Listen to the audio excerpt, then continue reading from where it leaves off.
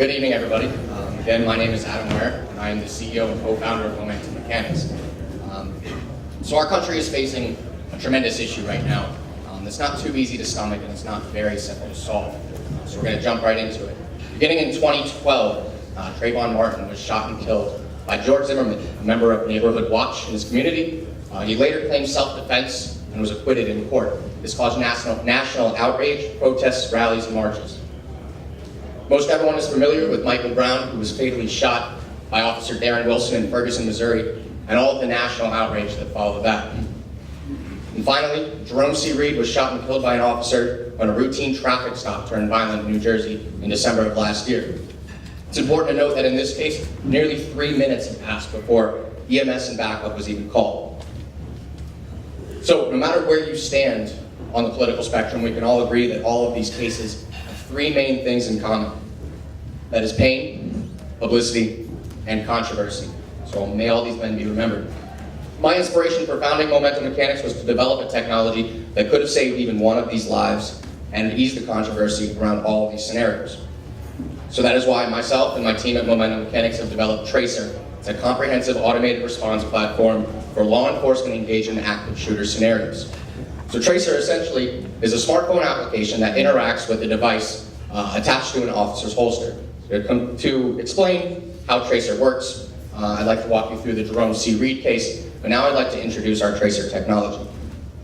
So it begins when Officer Days pulls over a vehicle that runs a stop sign. So it's a routine traffic stop. Currently, the officer's weapon is holstered and Tracer is inactive.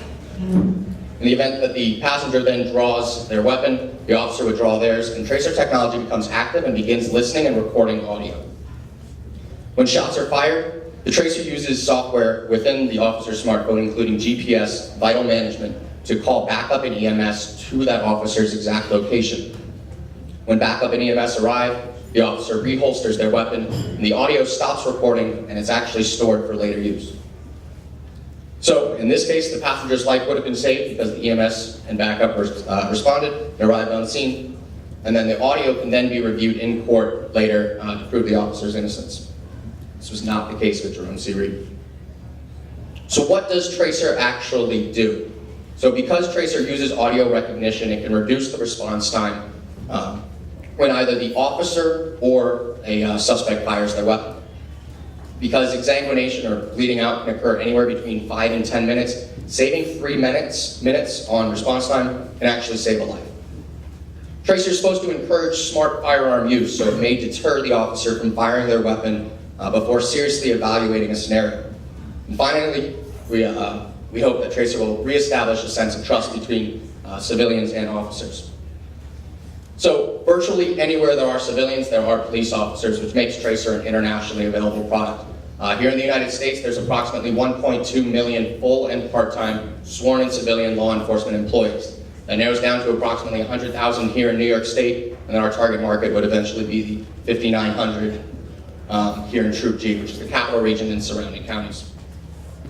So the recent controversies have sparked up quite a few different technologies, including body cameras, as you see, safety vision and taser, which really only address the recording aspect, so that can be reviewed after a scenario is already cleared. ShotSpotter technology is an expensive citywide system that only uses the responding aspect with none of the recording capabilities. Tracer combines the benefits of both of these systems into one comprehensive system. So we've researched a bunch of different sales approaches, including partnering or licensing the technology to larger police technology companies such as 511 Tactical and DeSantis Gunhide, a Long Island-based holster company. Finally, you can also market this technology directly to police departments or individual officers. So our team consists of myself, an RPI engineer. I have experience with research and product development, and I've also worked with the U.S. Department of Defense in defense threat reduction, where I had a lot of exposure to response technologies. Alex Angelillo is right back there. He's our CTO, and he's kind of the brains behind all the magic that is Tracer. So Momentum's gained a lot of traction and support since our founding in February of this year. We were participants and award recipients in the RPI Change the World Challenge and in the Class of 51 contest. And just this past summer, we were participants in the Rensselaer Emerging Ventures Ecosystem Accelerator Lab. We've conducted over 100 interviews to date to learn about the day-to-day and the not-so-day-to-day of law enforcement, military, EMTs, police technology company executives, and many, many more. We've worked very closely with companies familiar with the industry, such as GP-SIP Police Technology, ProMark Police Supply, and DeSantis Gunheim. Our MVP is complete, and we are rapid prototyping the housings to be retrofit onto the holsters right now. That's version 1 and version 2 right there that you can see on our back table. We're currently working on version 3 to be smaller, more durable, and more ergonomic. Moving forward, we hope to have our market-ready MVP by the end of this year, and by the beginning, the first couple months of 2016, we hope to identify and distribute 50 to 100 demos. I see an opportunity to have potential partnerships, and we'd be open to license our technology to police technology companies, and eventually there could be application in big data and expansion to other markets, as you can see on the slide. So currently, as we approach a market-ready product, we are looking to take on market expert advisors, especially a dispatch systems integration engineer. We'd also be looking to take on social media and web development interns. Thank you again for your time and attention. Again, my name is Adam Ware, and I'm the CEO and co-founder of Momentum Mechanics. I'd be happy to take any questions. Feel free to check out our website and follow us on our social media.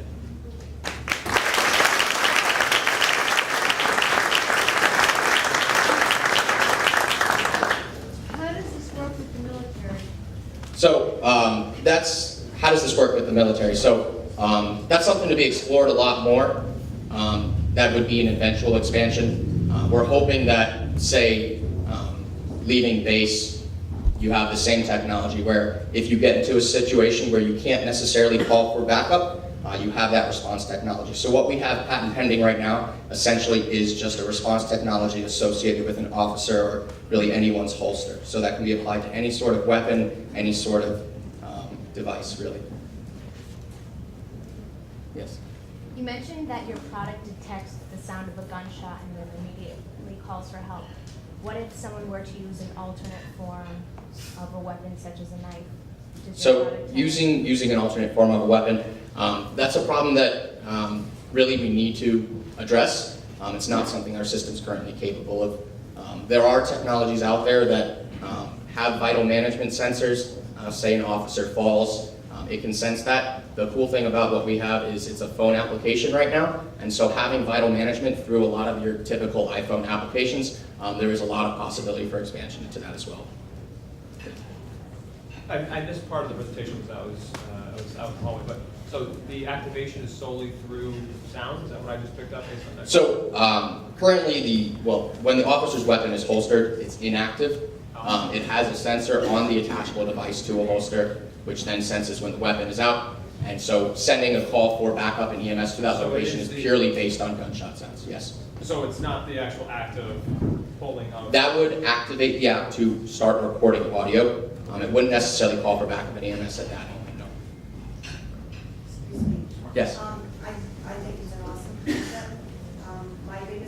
One of my big concerns is that the Android OS is notoriously hackable and vulnerable, and this is obviously very, very sensitive information. So how would you ensure that this information, that it's secure, that hackers aren't going to be able to get in and exfiltrate these videos and expose them before the law enforcement wants them to? So through a lot of our market research, we actually found that a lot of the police officers, especially in more progressive police stations, have personal servers in their cruisers. The eventual goal would to have that audio file be sent right back to the cruiser, just because there's a lot of concerns, especially with bandwidth and memory, etc., that also addresses. That's something that we haven't crossed quite yet. Right now we have a basic MVP and a basic functional model, and eventually we plan to absolutely address the security concern. Any other questions? Thank you very much.